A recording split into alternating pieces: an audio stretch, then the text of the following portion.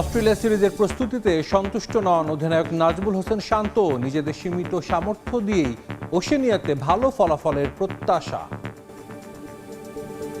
Test টিমটা একটা ভালো অবস্থানে আছে, সামনে আরো কিভাবে ইমপ্রুভ করতে পারি, যারা যখন সুযোগ পাবে বা যারা খেলার অপরচুনিটি পাবে তাদের উপরে আমার পূর্ণ বিশ্বাস আছে। লিটন দাসের ইনজুরির কোনো দায় নিতে নারাজ বিসিবির মেডিকেল কমিটি। স্ক্যান রিপোর্টে কোনো ভুল ছিল না বলে দাবি। বর্তমান ফিজিও টিম নিয়েও সন্তুষ্ট ডাক্তার শামীম।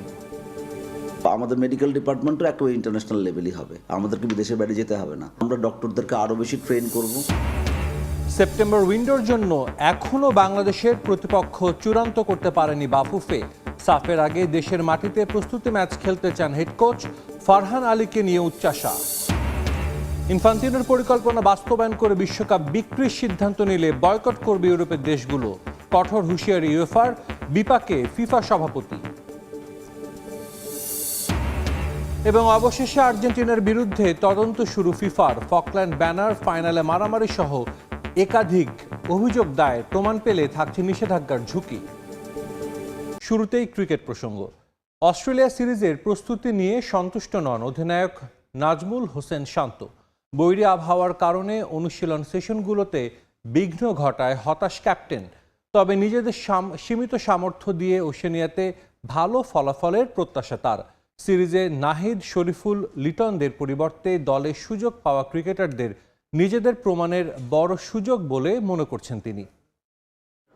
আপনারা তো মাশাআল্লাহ অনেক বছর ধরে ক্রিকেটটা কভার করেন, তো এই অস্ট্রেলিয়া সিরিজ নিয়ে আপনারা কি এক্সপেক্ট করতেছেন? দীর্ঘ 23 বছর পর অস্ট্রেলিয়া সফরের প্রস্তুতি জানাতে এসে প্রত্যাশা নিয়ে গণমাধ্যম কর্মীদের পাল্টা প্রশ্নই করে বসেন অধিনায়ক শান্ত। যে উত্তরটা পেয়েছেন তাতে যে সমর্থকদের সন্তুষ্ট করা সম্ভব নয় সেটাও বেশ স্পষ্ট। এই উত্তর আমি দিলে পছন্দ হইতো। গত কয়েক বছরে যেভাবে টেস্ট খেলেছে টাইগাররা তাতে প্রত্যাশা আকাশচুম্বী। এর জন্য সেরা প্রস্তুতিও প্রয়োজন। তবে জিম্বাবুয়ে সিরিজের পরিস্থিতির মতো এখানেও হতাশ টাইগার অধিনায়ক। বৃষ্টির কারণে প্রিপারেশনটা বাংলাদেশ ওইভাবে ঠিক মতো প্লেয়াররা নিতে পারে নাই, এবং যতটুকু সম্ভব হয়েছে নেওয়ার চেষ্টা করেছে। আপনারা দেখেছেন যে প্র্যাকটিস হচ্ছে গ্রানাইটে, ওপরে বোলিং মেশিনের সাহায্যে যতটুকু নেওয়া সম্ভব। বাট আমি স্টিল বিলিভ করি যে প্রিপারেশনের জায়গায় একটু তো ঘাটতি ছিল এবার। মূলত এমন বৃষ্টিসাত আবহাওয়াই হতাশার মূল কারণ। শেষ দিনের অনুশীলনেও ছিল একই চিত্র। অবশ্য এসব নিয়ে ভাবছেন না শান্ত। লক্ষ্য নিজেদের স্বাভাবিক খেলা খেলেই অজি বোধ করা। আলাদা কোনো পরিকল্পনা নাই, টেস্ট টিমটা একটা ভালো অবস্থানে আছে। এই জায়গাটা থেকে আমরা যেন নিচের দিকে না যাই, সামনে আরো কিভাবে ইমপ্রুভ করতে পারি। এদিকে নাহিদ, শরীফুলদের ইনজুরিতে নিজের সেরা দলটা অজিদের বিপক্ষে পাচ্ছেন না শান্ত। সেটা নিয়ে অবশ্য এখন আর আক্ষেপ নেই তার। হাতে যা অস্ত্র আছে তা নিয়েই লড়াইয়ে প্রস্তুত ক্যাপ্টেন হিসেবে আমি সবসময় আমার বেস্ট প্লেয়ারগুলোরই পাবো, এটা আসলে আশা করাটাও বোকামি হবে। সো আমার দলে যারা আছে, যারা যখন সুযোগ পাবে বা যারা খেলার অপরচুনিটি পাবে তাদের উপরে আমার পূর্ণ বিশ্বাস আছে। এদিকে অস্ট্রেলিয়া সমীহ করছে টাইগারদের, সেটা দেখে সন্তুষ্ট শান্ত। নিজেদের এই সম্মানটা টেস্ট ক্রিকেটে ধরে রাখতেই অস্ট্রেলিয়া সিরিজে ভালো ফলাফল আনতে চায় টাইগাররা। তাতে ওশেনিয়াতে আরও টেস্ট খেলার সুযোগ পাবে বাংলাদেশ। পাশাপাশি বাকি প্রতিপক্ষ সমান গুরুত্ব দেবে বলে বিশ্বাস অধিনায়কের।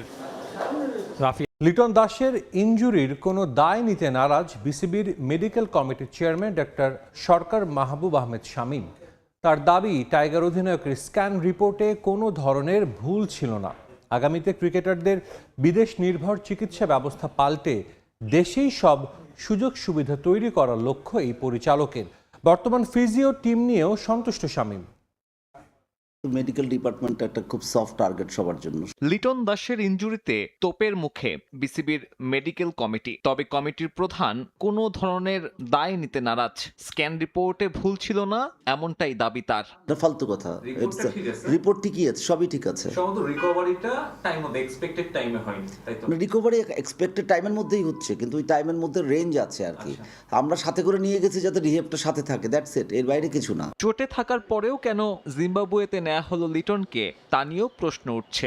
ডক্টর সরকার মাহবুব আহমেদ শামীমের ব্যাখ্যা, দলের সঙ্গে থেকে যেন চালিয়ে যাওয়া যায় পুনর্বাসন প্রক্রিয়া, এমনটাই ছিল পরিকল্পনা। তো 21 দিন তো হয়ে যাবে, তখন জিম্বাবুয়ে যাবে।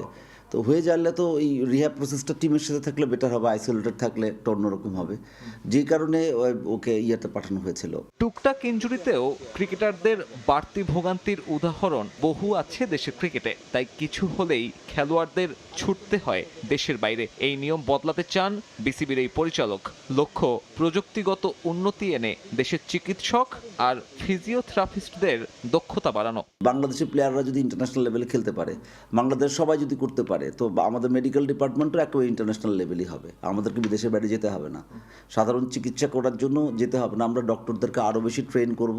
বর্তমান যে আমাদের এক্সিস্টিং ফ্যাসিলিটিস আছে সেগুলো যথেষ্ট অপ্রতুল আছে, এটা নিয়ে কম কাজ করা হয়নি। এটা নিয়ে কথা বলছি আমি প্রেসিডেন্টের সাথে। পূর্বাচলে সেন্টার অব এক্সিলেন্স ঘিরেও আছে পরিকল্পনা। বেঙ্গালুরুতে পরিদর্শন শেষে ওই আদলে নির্মাণ করতে চায় বিসিবি, যদিও পূর্বাচলের এই জমি নিয়ে পরিকল্পনা কম করেনি আগের কর্তারাও। এশিয়ান লিজেন্ডস লিগে বাংলাদেশ টাইগার্সের হয়ে খেলবেন সাকিব আল হাসান। দলটির নেতৃত্ব দেওয়া হয়েছে বাঁহাতি এই অলরাউন্ডারকে। সহ অধিনায়কের দায়িত্বে থাকছেন অলক কাপালি। জাম্বিয়ার লিগটির দ্বিতীয় আসরের উদ্বোধনী ম্যাচে মাঠে নামে শ্রীলঙ্কান লায়ন্স ও আফগানিস্তান পাঠানস। মোট 19টি ম্যাচ অনুষ্ঠিত হবে এই টুর্নামেন্টে। 10 আগস্ট ফাইনালের মধ্য দিয়ে পর্দা নামবে এই টুর্নামেন্টের। লঙ্কা প্রিমিয়ার লিগ খেলতে এই মুহূর্তে শ্রীলঙ্কা অবস্থান করছেন সাকিব। শিগগিরই জাফনা কিংসের ডেরা থেকে বাংলাদেশ টাইগার্সে যোগ দেবেন টাইগার অলরাউন্ডার। সেপ্টেম্বর উইন্ডোর জন্য এখনও প্রতিপক্ষ চূড়ান্ত করতে পারেনি বাংলাদেশ ফুটবল ফেডারেশন। যদিও দেশের মাটিতে ক্যাম্প ও প্রস্তুতি ম্যাচ খেলেই সাফের জন্য প্রস্তুতি নিতে চান জাতীয় দলের হেড কোচ থমাস ডুলি। এদিকে ফুলহ্যামের মূল একাদশে সুযোগ পাওয়ায় ফারহান আলী ওয়াহিদকে নিয়ে বেশ আশাবাদী লাল সবুজ কোচ। যদিও সাফে এই উইঙ্গারকে পাওয়া নিয়ে এখনও সন্দিহান ডুলি। দীর্ঘদিন পর দেশের মাটিতে অনুষ্ঠিত হতে যাচ্ছে সাফ চ্যাম্পিয়নশিপ। হামজা শমীদদের হাত ধরে 23 বছরের শিরোপা খরা কাটাতে চায় বাংলাদেশ জাতীয় ফুটবল দল, যার জন্য লাল সবুজদের প্রয়োজন সেরা প্রস্তুতি। সাফের আগে ফিফার একটি মাত্র উইন্ডো পাচ্ছে বাংলাদেশ, আর প্রস্তুতির জন্য সেই সেপ্টেম্বর উইন্ডোকেই সর্বোচ্চ কাজে লাগাতে চায় বাংলাদেশ ফুটবল ফেডারেশন।